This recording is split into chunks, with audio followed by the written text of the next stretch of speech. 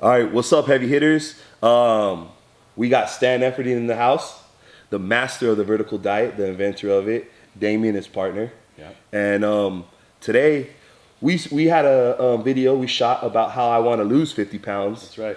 And today, I got my primo, my cousin, Lee James, Mexican Bruce Lee, because he's shredded up. That's right. And his goal is completely opposite of mine. He wants to gain 50 pounds. 50 pounds, yeah. Man, what better people to have in the house to have you guys in here to help them gain 50 pounds. Yeah. I've gained and lost a lot of weight, as you know. Yeah. I started out as 140 pounds in college. My crazy, first bodybuilding show, I weighed 158.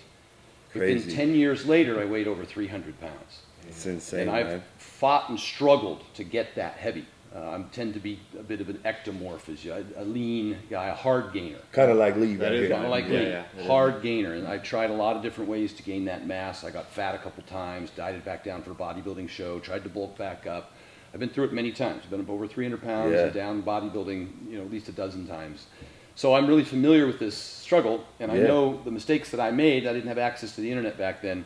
That is probably the same experience that you're having. Most important thing we got to do is, again, with him to maintain a calorie surplus. Right. And he's going to have a hard time eating enough food to get there. So we've got to make some specific choices with our meal plan to make it easier for him to eat that much food. Cool. And some of the most important things are, first of all, whatever the calorie is for the surplus, we guesstimated around 3,500 calories based on your height and weight and workload. Okay. Damon, our registered dietitian, exercise phys PhD, is along with us today to navigate the numbers for us, and that was what he threw out as we were discussing off camera. So off camera, we calculated his needs also. So his basal came out to about 1850. So obviously never want to get under that. But in order for Lee to actually put on size, he's going to have to eat in excess of 3,500 calories. So we may even have to drive that a little higher, but that's going to be our starting point to see what happens. In this situation, we're doing this with foods that isn't pizza, pasta, and pancakes because that's dirty bulking, and we're not trying to do that. So we're trying to do this as for lack of a better word, clean as possible. And so for Lee, we may actually have to back off on the protein a little bit because that's going to fill him up. He's going to feel a lot more full. And what we're trying to do is drive calories with carbohydrates. So something that we may end up doing with him is backing down the protein. So he may only take in 125 grams a day. Which I know to the audience is like, well, that doesn't seem like a lot, and that's the point, right? Like, it's going to give him enough to get the anabolic response and the hypertrophy and all that stuff, but it's not going to impede him taking in the calories because calories are king. So it sounds counterintuitive, and our audience is like, that's crazy. But when I was younger and I was trying to gain weight, I tried to eat more protein. I couldn't for the life of me gain weight, and I was jamming down protein. Because it's so high satiety, it prevents you from being able to eat more calories, and it has a high thermic effect of food. So if you eat 100 calories of protein, you might only get a net of 70. But if you eat 100 calories of carbs, you're going to get a net of 97. And so it really provides us, by controlling protein, it gives us an opportunity to put in more calories. Okay. So people are concerned, well, don't you need protein to build muscle? Yes, but only up to a certain point. And the carbohydrates are protein sparing. So you'll be burning the carbohydrates for energy and leaving the protein alone so it can build the muscle necessary. And the number that Damon threw out was about 0.7 grams per pound. Mm-hmm. I may go to 0.8 just to, on the high end, but not 1 gram or not 1.2. So first thing we did is at a maximum, 0.8 grams per pound of body weight for protein. So bring it down and give us more hunger and more room for carbs, which is really what's going to drive the anabolic process. So that's a good number for protein. As for the total calories, we're probably going to get the fats in the proteins anyhow. Yeah. If he's eating, we're not worried about getting fat. So again, red meat is going to be his preferable protein choice with some eggs. Eggs are fantastic for building muscle and strength, and whole eggs in particular. So we'll have those in there. Okay. We'll also throw in some dairy. We like, if you can tolerate it, we'll try and throw in. He doesn't like cheese. He doesn't have to have cheese. We're just looking for a calcium source. Tell him. Not really. Yeah, no, I don't really mess with the dairy. If it bothers your stomach, then we don't have to worry about it. I just don't like that it kind of makes me feel like bloated a little bit. Yeah, like, and that can be dose dependent. Right. Milk may be worse than, say, yogurt. If you find a yogurt that you can tolerate that may be more digestible. Okay. We're just looking for a few ounces here or there so we can try and get a calcium source. It's really important, as we mentioned earlier, not just for bones, but for nerve signaling and for muscle contraction. It'll actually help performance in the gym. Yeah, yeah. Okay. So we're trying to find a calcium source for you, and we can feather out the details. Just generally speaking for the audience, I want to give them the big rocks, things that you should do if you're trying to gain weight. The first one was lower your protein a little bit, and let's try and drive carbs. Yep. Next one, with Big Boy, we were going to have him eat the fruit that he's taken in for the day to get that fiber for that satiety. With Lee, you're going to drink your orange juice, or you're going to drink fruit juice. Okay. So that is actually going to stimulate your appetite a little bit more to actually get you to take in more. Yeah, food. we're going to throw about 4 ounces at you each meal. It's incredible. It increases your body temperature and your metabolism and makes you hungry. So you'll eat that meal, and then an hour later you'll be hungry again. And part of the hardest Juice, part, huh? Yeah. juice, just No a little pulp. bit of juice. We No don't want any pulp in there either. It really helps stimulate appetite. And I'm not talking about taking down a 12-ounce glass of orange juice. We're not trying to push a ton of sugar down him. Yeah, that's not the point. It'll stimulate metabolism and appetite just to take a little bit. And it has some health benefits as well with the vitamin C and the other benefits from orange juice. So you did the orange because it's high satiety. Right. He's doing the orange juice because it stimulates appetite. Yeah. It's easy to do it. You did the steak because cutting and chewing steak is also satiating. Yeah. He's going to do ground beef. Ground beef. And mix the bone broth in it with the white rice, so that now he can shovel down more food and be hungry faster because the increased surface area of the Right. beef is easier for him to digest. Yeah. So that's how we're going to design his menu so that he has more hunger. And back to appetite and the rice and everything, we may even have him sprinkle some dextrose on the rice. And it's not for calories. It's, again, to help with digestion and help him be able to take in more food. The dextrose will stimulate salivary amylase, which digestion begins in the mouth. Your salivary amylase starts breaking down carbohydrates. So if you start doing that in the mouth, you can usually take in a little bit more. Sushi, they put sugar on sushi rice. A lot of times, nobody has a problem polishing Eating off a tons bunch of of sugar, sushi. and that's one of the reasons Right, why. that's one of the reasons why a lot of Sushi. people can take in sushi in a high amount, because that helps with that. So. This is a real simple trick that helps. When I have big athletes, Hofthor takes in 1,200 grams of white rice a day. That's over 5,000 calories of white rice a day. That's just white rice. We have all the other micronutrient important foods, the daily potato, the oranges, the spinach, the peppers, all those other things, the dairy. That's all in his diet to build a foundation of healthy nutrients. But we drove really heavy on the white rice because he needs to fuel that mass and that workload for his training. Workload kind of drives the process. All those carbs you got in you, now you're training, kind of creates that anabolic environment for you. So the white rice and that little trick is huge. You get some nice hot white rice and you sprinkle a little bit of dextrose on top of it, maybe cover it for a little while, let it melt down in there. Dude, you can hammer down a ton of rice, and then 2 hours later you'll be hungry again. Otherwise, trying to stuff down and chew on and swallow rice, it's all dry and it's not going to work. So what we're trying to do is design something that's actually easy for him to And that's consume. some good cheap calories too, huh? White rice. Yes, and- it is. It's pretty affordable. Eat that all day. Yeah. Yep. Yeah, and that's where we may not incorporate the same level of potato into his program because of Yeah. the satiety. Yeah. We may drive the white rice a little bit harder. Or if we do, we'll use it for dinner. Because he's going to have an 8-hour window when he won't be eating. Right. And so the satiety of the potato, you have time for him during the night to digest. So we'll meal time based on, and choose specific foods based on how easily you digest them. Okay. I tend to like to eat a little more frequently rather than huge volumes because you kind of get bogged down with massive Right. volumes. And again, we don't do pizza, pasta, and pancakes because they're the kinds of foods that fill you up and satiate you for hours and hours. And we need to be looking at being able to get in enough calories over the course of the day.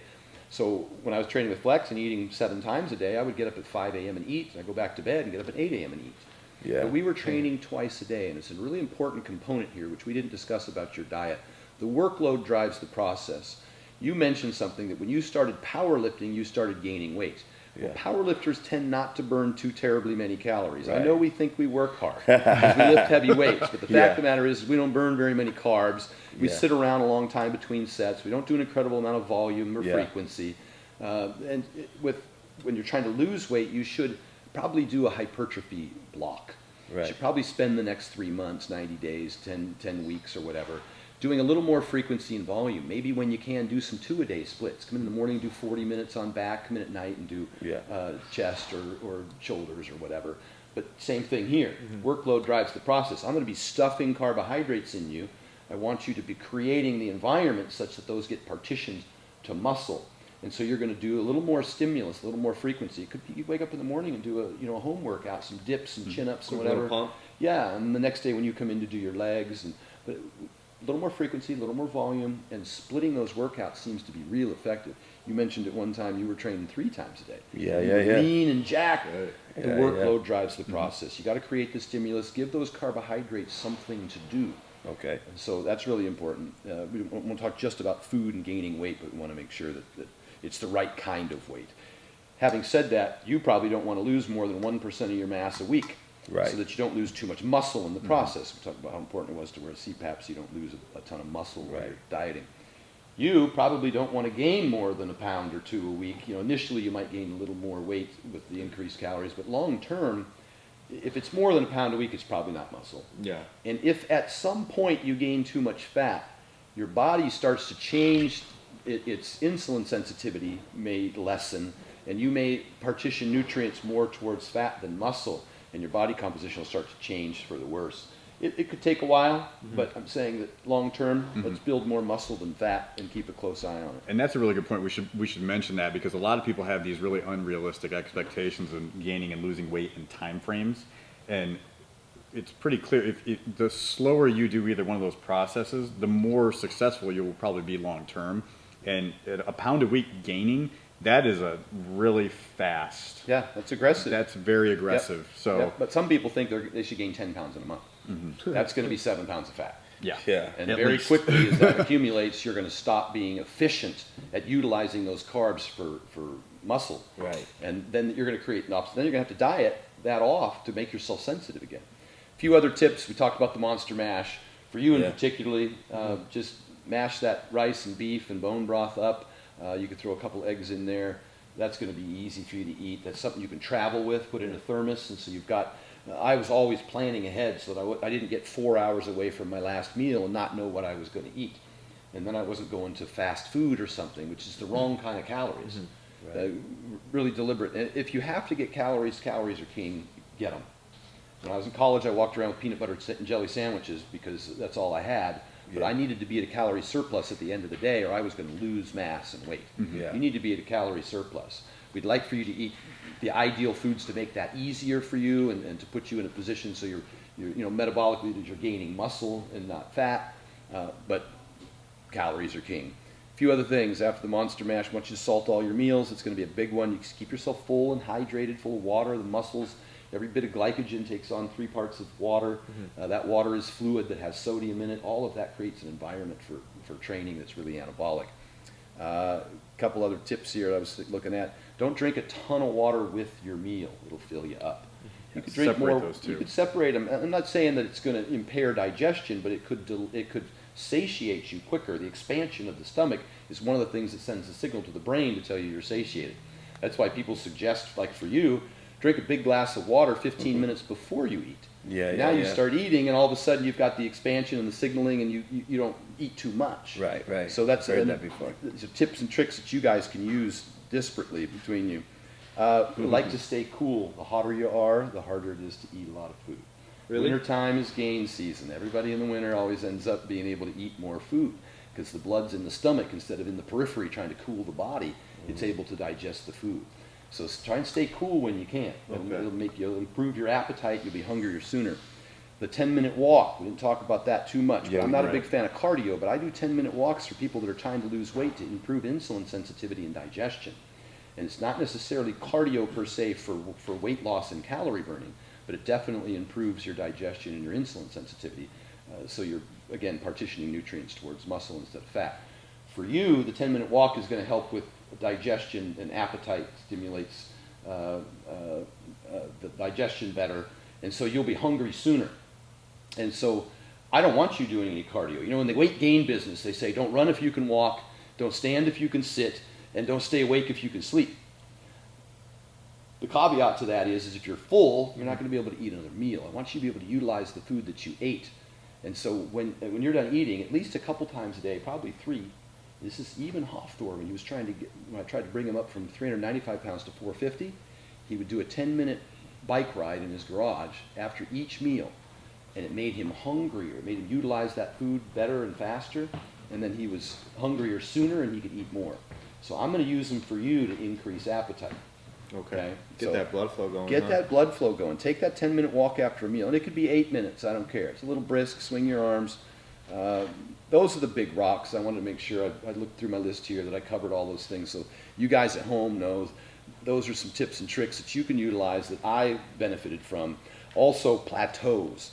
When you go from 180 to 200, you don't own that. Okay, it's gonna take you a while. You're gonna be like, oh, every morning you're gonna weigh in, and it could be 200. Next morning 199. Oh, 200. Ooh, next morning 199. Oh shit, 200. And you're gonna have to own that for a while because your body has set points, and it wants to pull you back down. And the same thing for you. It's gonna want to build you back up. You're gonna lose a little bit of weight, and it's gonna slow the metabolism. And say, what are you doing? You starving me? And then you have just like one treat. And all of a sudden you gain 5 pounds. You're like, fuck. It's because your set points, your body wants to take you back to where it was. It's a homeostatic mechanism. The longer you stay at that new weight, when you go from 180 to 200, I can still remember the day I weighed 200. You have to be a 140-pound kid in college. I was so proud. It took me months of just struggling and fighting and eating to maintain that weight till finally I woke up one morning and I didn't lose as much as I previously lost. Didn't have to eat as hard, and I'm like, I own this. Then you go on to your next plateau, right? Go to 200 to 210.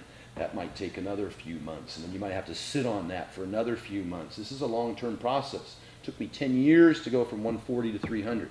And it was constant. I lived it constantly, carrying food around in my backpack everywhere I went, utilizing all these tips and tricks, but I got there. But there were plenty of plateaus along the way.